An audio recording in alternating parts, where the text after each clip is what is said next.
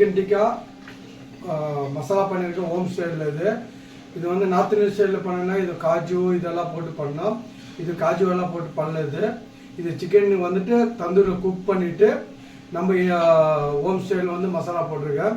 இதில் வந்துட்டு ஜீரா பவுட்ரு, கரம் மசாலா, தனியா பவுட்ரு, சில்லி பவுட்ரு, கொஞ்சோண்டு மஞ்சாத்தூள், தேவையான உப்பு, டொமேட்டோ, ஆனியன், கிரீன் சில்லி, இதுதான் பச்சை மிளகாய் போட்டிருக்கேன், கொத்தமல்லி போட்டிருக்கேன். அவ்வளோதான் இது பண்ணியிருக்குது. ஏன்னா சப்பாத்திக்கு ரைஸுக்கெல்லாம் பிழைஞ்சி சாப்பிட்டோமா நல்லாயிருக்கும். ஏன்னா காஜு கீஜு எல்லாம் போட்டோமா அந்த கொலஸ்ட்ரால் இந்தமாரி எல்லாம் வந்துட்டு இதாகுதுன்னுக்கோசரம் இந்தமாரி ஹோம் ஸ்டைலில் பண்ணோமா நல்லாயிருக்கும். இது சாப்பிட்றதுக்கு கூட குழந்தைங்களுக்கு கூட ஹெல்த்தியாக இருக்கும் இது.